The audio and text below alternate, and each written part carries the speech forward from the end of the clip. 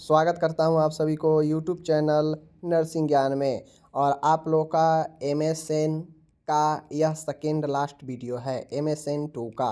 My dear, आपको बता दें कि MSN 2 में मैं आप लोग को इतना सारा प्रश्न पढ़ा चुका हूं जो आपके एग्ज़ाम के लिए महत्वपूर्ण है और इसके अंदर से ही आपके एग्ज़ाम में आएंगे।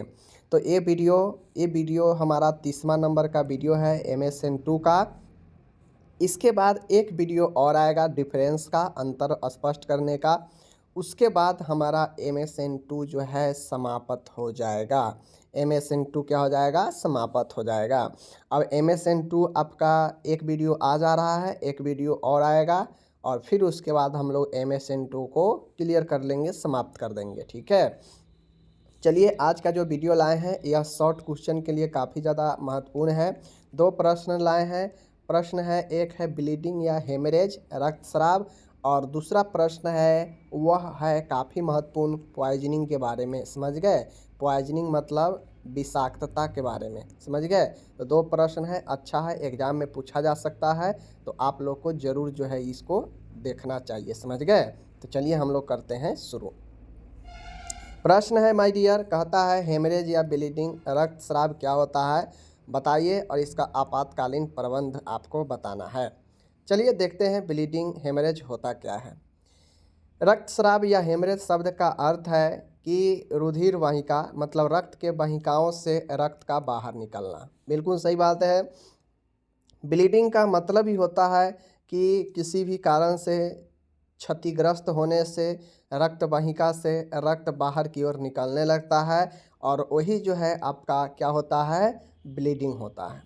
जब तक आपके रुधिर वाहिका यानी रक्त वाहिका ब्लड वेसल्स में कोई दरार छिद्र न होता है तब तक रक्तस्राव होना संभव नहीं होता है। और ये दरार और छिद्र कैसे होता है? तो चोट या रगड़ के कारण ही रुधिर वाहिकाओं में दरार या छिद्र होते हैं। समझ गए? चोट हो या कि कोई अन्य रोग हो जिसके कारण आपके रुधिर वाहिका कमज़ोर हो जाए, क्षतिग्रस्त हो जाए, तो ही जाके इसमें से ब्लड जो है बाहर की तरफ निकलने लगता है और वही रक्तस्राव हो जाता है। इसमें रक्त की हानि होने लगती है। अब जब ब्लीडिंग होगा तो ब्लड में रक्त की बॉडी में रक्त की कमी होगा ही, हानि होगा ही, तो यही हमारा ब्लीडिंग या हेमरेज कहलाता है। सीधा समझिए, एक पाइप है जिससे कोई लिक्विड जा रहा है। अगर इस पाइप में थोड़ा भी घर्षण होगा, लीकेज होगा या दरार होगा तो ये जो द्रव अंदर बह रहा है वह बाहर लीकेज करने लगेगा। तो उसी प्रकार से हमारा ब्लड भी है। ब्लड चूँकि एक नली में बहता है, वह आर्टरी होता है, वेन होता है, कैपिलरी होता है, और जैसे ही इन सब में क्षतिग्रस्त होगा, चोट लगेगा या कोई अन्य रोग होगा तो उसके कारण इसमें जो ब्लड बह रहा है इस वेसल्स में वह क्या होगा? लीकेज करने लगेगा और यही तो ब्लडिंग हो जाता है। समझ गए? चलिए, इसके क्या कारण हो सकते हैं? तो कारण ब्लीडिंग किसी दुर्घटना या धमाके के कारण नाड़ियों के फट जाने से होता है। रक्त धमनियों, शिराओं व केशिकाओं से बह सकता है। अब जो ब्लीडिंग होता है आपके किसी भी दुर्घटना, किसी भी रोग के कारण जो है क्या होता है? फट जाने से क्या होता है? रक्तस्राव होने लगता है। कोई भी कारण हो सकता है, चाहे कोई बीमारी हो, कोई चोट लगना या कोई कुछ भी कारण से जो है आपके ब्लीडिंग हो सकते हैं जिसका प्रभाव आपके बॉडी में जो रक्त वाहिका है उस पर पड़ता है और वह जो है सहन नहीं कर पाता है और फट जाता है जिससे रक्त बाहर की ओर निकलने लगता है। तो ये आपका हो जाएगा कारण। रक्तस्राव की प्रकार की बात करेगा तो पहला होता है आर्टेरियल हेमरेज, धमनियों से होने वाला ब्लीडिंग। समझ गए? क्योंकि हम जानते हैं हमारे बॉडी में ब्लड किन किन वाहिकाओं में बहता है।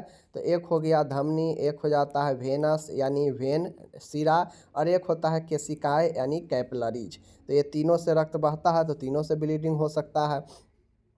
आर्टेरियल हेमरेज, इसमें रक्त धमनियों से निकलता है, वह चमकीले लाल रंग का होता है, वह हृदय की धड़कन के साथ फूटता है। शिरा की अपेक्षा इसमें रक्त ज़्यादा तेज गति से बहता है। मान गए अगर किसी को आर्टेरियल क्षतिग्रस्त हो गया है, धमनी अगर क्षतिग्रस्त हो गया है तो यहाँ से जो ब्लड निकलेगा वह काफ़ी ज़्यादा चमकीला और लाल रंग का होता है। क्यों? क्योंकि इसमें ऑक्सीजनेट जो है ऑक्सीजनेट ब्लड होता है इसमें, समझ गए ना। इसमें शिरा की अपेक्षा, वेन की अपेक्षा यहाँ से तेज गति से जो है ब्लड आपका निकलेगा। अगर आर्टरी से अगर ब्लड आपका हेमरेज हो रहा है तो समझ लीजिए कि बहुत जल्दी जल्दी तेज गति से ब्लड निकलेगा। और अगर आपके कहीं भी बॉडी में क्षतिग्रस्त है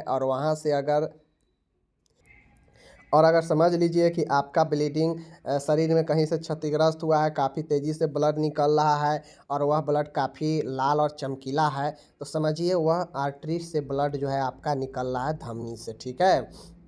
दूसरा है वेनस हेमरेज, शिराओं से निकलने वाला रक्तस्राव। इसमें रक्त शिराओं से जो है निकलता है, इसका रंग गहरे लाल रंग का होता है, चमकीला उतना नहीं होता है। धमनियों की अपेक्षा शिराओं से रक्त धीरे धीरे बहता है।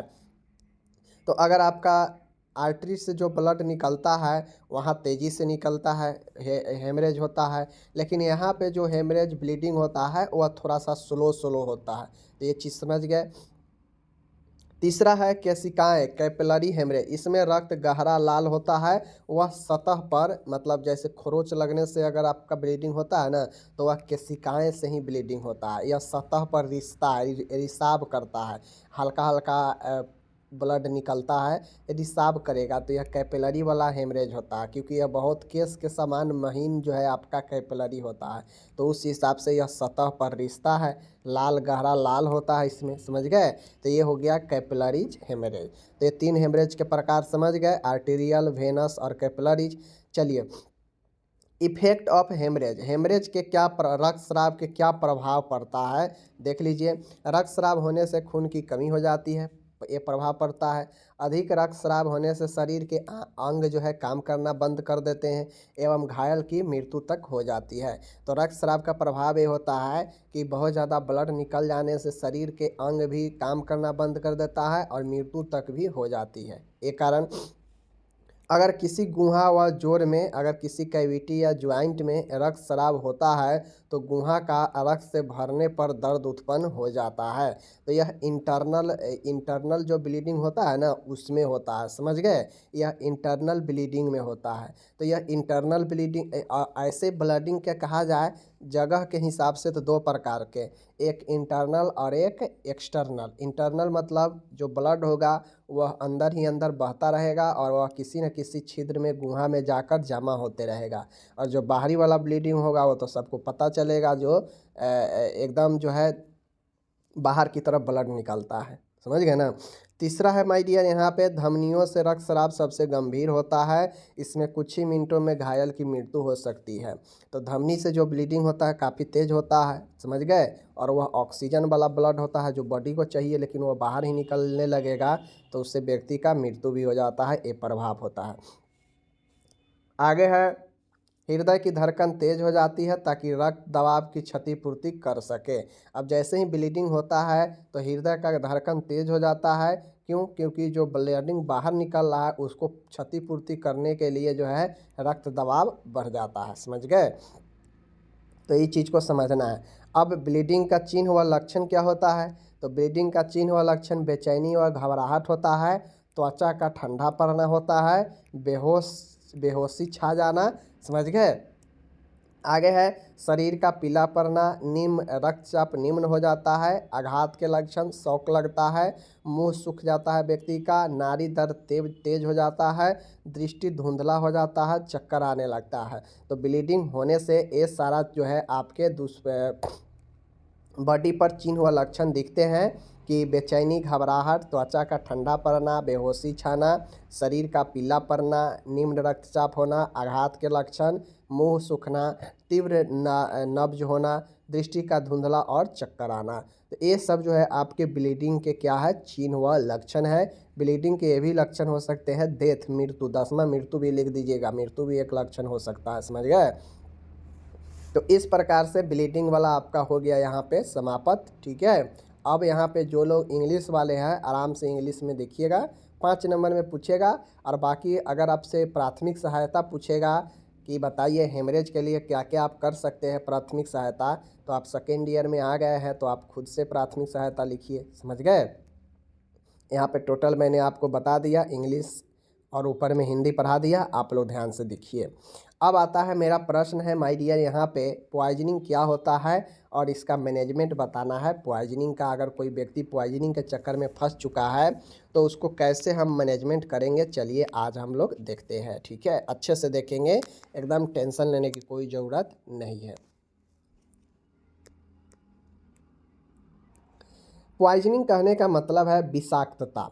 विष बहुत ही हानिकारक रसायन है। देखिए, अब पॉइजनिंग क्या होता है, एक केमिकल होता है, एक रासायनिक पदार्थ होता है।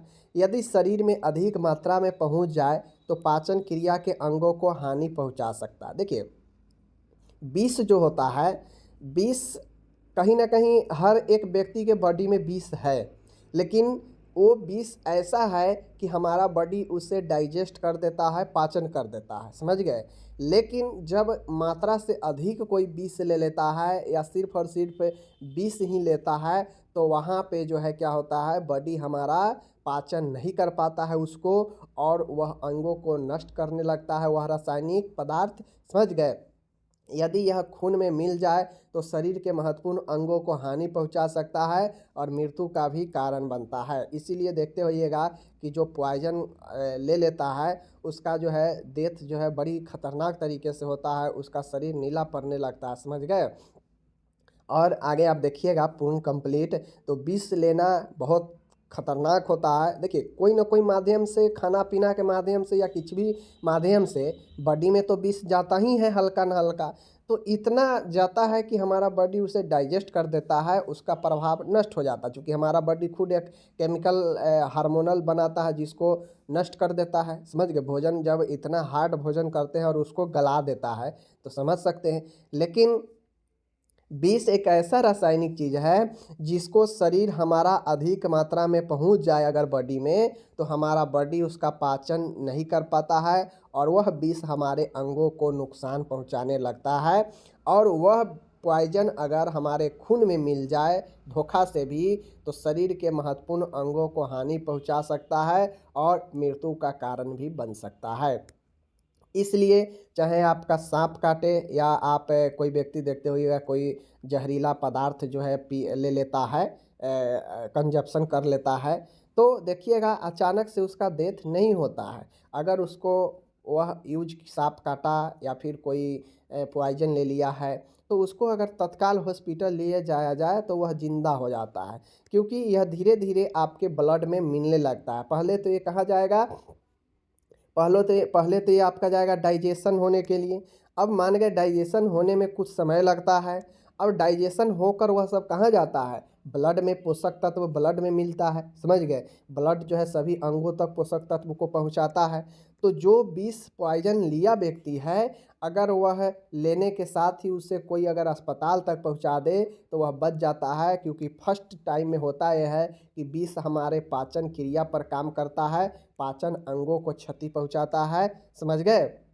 फिर वह ब्लड में जाकर मिलता है। तो अगर वह डाइजेशन के समय ही अगर वह अस्पताल चल जाए तो उसे उल्टी वुल्टी करा उड़ा कर किसी भी तरीक़ा से उसे बचा दिया जाता है या दवाई देकर उस विष को काटा जाता है। लेकिन अगर समय लग जाएगा तो वह धीरे धीरे ब्लड में अब मिलने लगेगा तो फिर जो है वहाँ पे मुश्किल हो जाता है, समझ गए, तो मृत्यु भी हो सकता है। तो ये हो गया आपका पॉइजनिंग।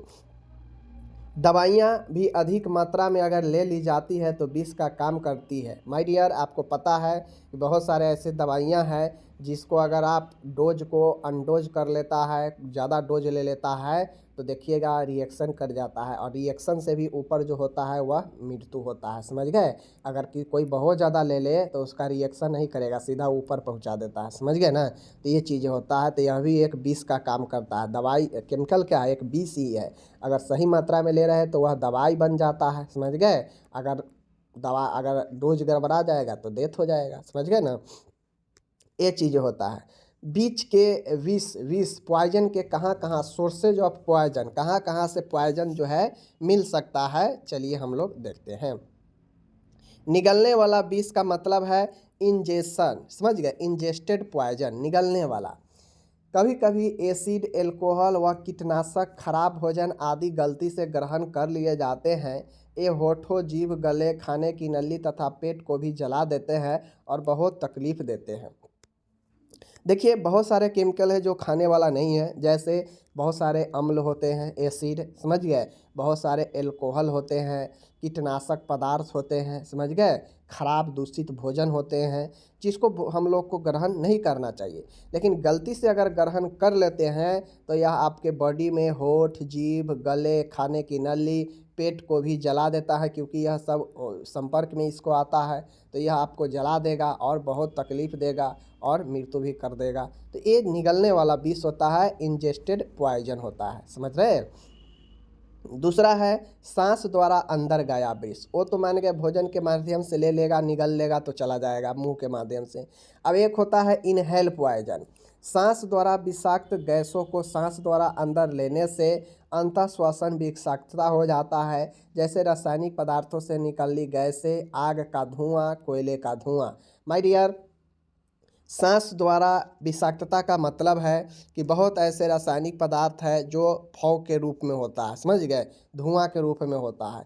अब वह जो है उसको श्वसन के जरिए आप अंदर ले लीजिएगा, और वह अगर रसायन जहरीला है तो वह बॉडी में जाकर अपना रिएक्शन दिखाने लगेगा, और जिससे व्यक्ति को मृत्यु तक हो जाती है। तो सांस द्वारा मतलब आप सांस इनहेल करके किसी भी खतरनाक रासायनिक चीज़ों को श्वसन के जरिए अगर अंदर लेते हैं तो वह अंतः विषाक्तता होता है, इनहेल पॉइजन होता है, समझ गए, जो श्वास के द्वारा लिया गया होता है। चौथा है इंजेक्शन द्वारा प्राप्त विष, त्वचा में सुई द्वारा विष पहुंचाया जा सकता है। मच्छर, मकड़ी, मधुमक्खी के डंक, कांच के टुकड़े आदि द्वारा भी शरीर में विष फैल जाते हैं। माय डियर, मैं आपको बता दूं, इंजेक्शन द्वारा इंजेक्टेड पॉइजन, त्वचा में सुई द्वारा जो है विष पॉइजन को अंदर पहुंचाया जा सकता है। मीन्स एक इंजेक्शन है, उस इंजेक्शन को हम त्वचा में, जैसे ही त्वचा में चुभ जाएगा तो वो इंजेक्शन में जो भी लगा हुआ पॉइजन है वह बॉडी में पहुंच जाएगा। उसी प्रकार से मच्छर हो, मकड़ी हो, ये सब त्वचा के माध्यम से ही इंजेक्ट करता है, समझ गए, बॉडी में डालता है, डंक मारेगा। या स्नेक हो गया, वह भी जो है आपको क्या करता है, डंक ही अपना मारता है और त्वचा के माध्यम से अंदर जहर को डाल देगा। तो ये, या कांच के टुकड़े हैं, कोई ऐसा जहरीला कांच है जिसमें जहर लगा हुआ है और वो अगर चुभ जाएगा आपके स्किन में तो उसके द्वारा भी जो है अंदर चला जाएगा, समझ गए। यानी नुकीला पदार्थ हो या फिर कुछ ऐसे जानवर हो, कीट पतंग हो, जिसको डंक मारने से शरीर में विष चला जाता है तो वह injection type, injected type poison होता है, समझ गए। चौथा है बाई एवर्सन, बाई एब्सॉर्प्शन मतलब अवशोषण द्वारा, त्वचा द्वारा अवशोषित जहरीले पदार्थ से भी शरीर में विष फैल जाता है, जैसे कीटनाशक, कारखानों से रासायनिक पदार्थ, जहरीले पौधे आदि के संपर्क में जैसे ही। अब जैसे देखिएगा बहुत सारा दवाई है, जैसे आप मानिए कि किसी को दर्द करता है, डाइक्लोफेनिक जेल क्या करता है, ऊपर मालिश करता है, तो वो क्या होता है, एब्जॉर्प्शन हो जाता है, अवशोषण कर लेता है त्वचा। तो उसी प्रकार से कोई जहरीला पदार्थ है अगर वो त्वचा पर लगेगा तो त्वचा में कोई कटा फटा नहीं है, न वो चुभ रहा है, डायरेक्ट स्किन पर लगने से ही वो अवशोष कर ले रहा है, अवशोषण हो जा रहा है, जिससे क्या है वह बॉडी में चला जाता है उसका असर। तो यह अवशोषण द्वारा भी जो है अंदर जहर जाता है, समझ गए। तो ये 4 तरीके से, 4 स्रोतों से आपका बॉडी में जहर जा सकता है, याद रखिएगा। निगलने के माध्यम से, इंजेक्शन द्वारा, अवशोषण द्वारा, समझ गए, इनहेलर द्वारा, अंतः श्वसन जरिए। तो ये चारों तरीका मैंने आपको बता दिया, आप ध्यान रखिएगा, ठीक है। अब देखिए यहाँ पे अगर कोई व्यक्ति के अंदर किसी भी माध्यम से पॉइजनिंग गया है तो उसमें क्या लक्षण व चिन्ह देखते हैं। पहला है मुंह व होठों के पास जलन व लालापन। अब किसी भी माध्यम, अगर मुंह के माध्यम से लिया है कोई रासायनिक पदार्थ तो उसके मुंह और होठों के पास लालापन और जलापन रहेगा, समझ गए। दूसरा है उल्टी आना, ऐसे व्यक्तियों में बार बार उल्टी आता रहता है। सांस लेने में तकलीफ होता है क्योंकि वह श्वसन के नली को क्या करता है, ब्लॉकेज करने लगता है। सांस में रासायनिक आदि का दुर्गंध आता है, जो पॉइजन लेयर रहेगा उसका जो श्वसन आता है दुर्गंध भरा आता है। व्यक्ति में धीरे धीरे बेहोशी छाने लगता है। श्वास की दर व्यक्ति में रुक जाता है, व्यक्ति को दौरे पड़ने लगता है, और इन सब कंडीशन में अगर न बचाया जाए तो व्यक्ति का मृत्यु हो जाता है। चिड़चिड़ापन और बेहोशी होना, चक्कर आना, गला का सूखना और अत्यधिक प्यास लगना। तो जो व्यक्ति पॉइजन किसी भी माध्यम से चाहे लिया हो, चाहे इनडायरेक्टली अगर उसके बॉडी में कोई ऐसा पदार्थ का संपर्क आ गया हो जिससे उसको अंदर जो है पॉइजन का असर जा रहा हो, तो उनमें ये सारे लक्षण दिखते हैं, जैसे दौरे आना, बेहोशी छाना, चक्कर आना, गला सूखना, चिड़चिड़ापन होना, श्वास दर रुकना, बेहोशी छाना, सांस में रासायनिक दुर्गंध आना, सांस लेने में तकलीफ, उल्टी आना, मुंह और होठों पर कालापन, लालापन छाना। समझ गए ना। तो ये तमाम लक्षण चिन्ह जो है होते हैं। और लास्ट में ये भी होता है कि मृत्यु भी जो है आपका, फिर से यहाँ पे लिख लीजिए, मृत्यु भी जो है आपका एक लक्षण हो जाता है लास्ट में। समझ गए। तो ये चीज़ें ध्यान में रखना है। आपातकालीन प्रबंध। अब इसके लिए हम आपातकालीन प्रबंध क्या करेंगे विष पॉइजन के लिए? तो चलिए, सबसे पहले पुलिस को सूचित करें। अगर कोई व्यक्ति किसी भी जहरीले पदार्थ लिया है, या फिर उसे डायरेक्टली वह खुद से लिया है, या फिर वह धोखा से किसी चीज़ के संपर्क में आने से उसमें जहर फैल रहा है, तो पहले जो है क्या करेंगे, पुलिस को सूचित करेंगे। पहला काम किसी का भी यही होता है कि पुलिस को सूचित कर दे। समझ गए। दूसरा है निगलने वाला विष। घायल के मुंह में अगर कुछ भी हो तो उसे निकाल दे। अगर व्यक्ति ने कोई घरेलू विष व या अन्य पदार्थ निगल लिया हो तो उसके पात्र या शीशी पर दिए दुर्घटना विषाक्तता के निर्देश को पढ़ें। मान गए। देखिएगा, ज़्यादातर लोग अगर किसी डिप्रेशन में आने से अपने आप को जो है जहर ले लेता है, तो उसको देखिएगा कि उसके हाथ में या आसपास कहीं पे शीशी फेंका रहता है, या कहीं मिले तो उसको पढ़े कि ये विषाक्तता को कैसे दूर करेंगे, क्योंकि उस पर जो है निर्देश लिखा रहता है, सभी जो लेवल लगा होता है उस पर लिखा रहता है। समझ गए। तीसरा है त्वचा पर विष। दूषित कपड़ों को व्यक्ति की त्वचा पर विष। दूषित कपड़ों को व्यक्ति के त्वचा पर से हटाने से पहले दस्ताने पहन लें। त्वचा को 15 से 20 मिनट तक पानी में धोएं। अगर मान के त्वचा के माध्यम से किसी न किसी कारण से अगर विष अंदर जा रहा है अवसर्शन के द्वारा, समझ गए ना, शोषण के द्वारा, तो सबसे पहले 15 से 20 मिनट तक खुद को दस्ताना पहने, और दस्ताना पहनने के बाद 15 से 20 मिनट तक त्वचा वाले जगह को अच्छी से धोना चाहिए। ठीक है। चौथा है आँख में विष। आँख को ठंडे या गुनगुने पानी से 15 से 20 मिनट तक धो। अगर आँख के माध्यम से विष बॉडी में जा रहा है तो आँख के माध्यम से भी चला जाता है। समझ गए। सांस द्वारा लिया गया विष। व्यक्ति को तुरंत स्वच्छ हवा में ले जाए। अगर श्वास के द्वारा व्यक्ति जो है अपना इनहेल कर लिया है कोई जहरीली वस्तुओं को, तो तुरंत उसे स्वच्छ हवा में ले जाए और तेज़ी से जो है उसे श्वसन की क्रिया करवाए। समझ गए। अगर घायल उल्टी कर रहा हो तो उसके सिर को एक तरफ कर दे ताकि श्वसन मार्ग अवरुद्ध न हो। अगर घायल मतलब पॉइजनिंग वाला व्यक्ति अगर वह उल्टी कर रहा हो तो उसके सिर को एक तरफ कर दे, एक साइड में, ताकि श्वसन मार्ग चौकिंग ना हो, अवरुद्ध ना हो। समझ गए। सातवां है कोई अचेत है, अनकॉन्शियस व्यक्ति है, तो उसमें श्वास दर न हो, हृदय धड़कन भी न हो, तो तुरंत बचाव प्रणाली ABC को पूरा करें। समझ गए। एयरवे, ब्रीदिंग और सर्कुलेशन। एयरवे, ब्रीदिंग और सर्कुलेशन 3 चीज़ों को बनाए, जैसे ही श्वसन और हृदय धड़कन बंद हो जाए तो। समझ गए।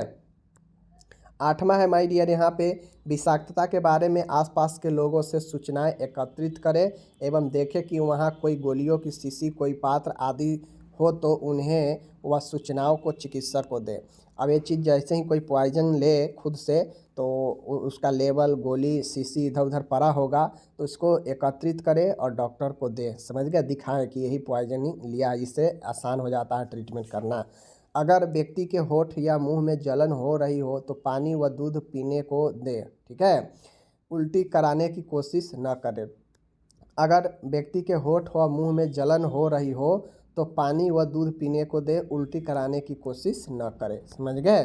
अगर व्यक्ति सचेत हो व उसके मुंह व होठों पर कोई जलन न हो तो उसे उल्टी करने के लिए प्रेरित करें। देखिए, अगर व्यक्ति सचेत हो मतलब कॉन्शनेस में हो और उसके मुंह और होठों पर कोई जलन न हो तो उसे उल्टी करने के लिए प्रेरित करें, तब उल्टी करवाए।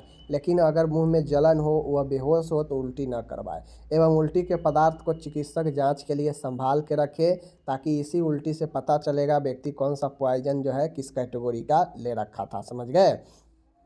किसी भी विषाक्तता वाले व्यक्ति को स्वयं को दूषित न करे। कोई भी व्यक्ति है, समझ गए, कोई भी व्यक्ति है पॉइजन वाला, तो उसे स्वयं को दूषित कंटेनमेंट न करे। समझ गए।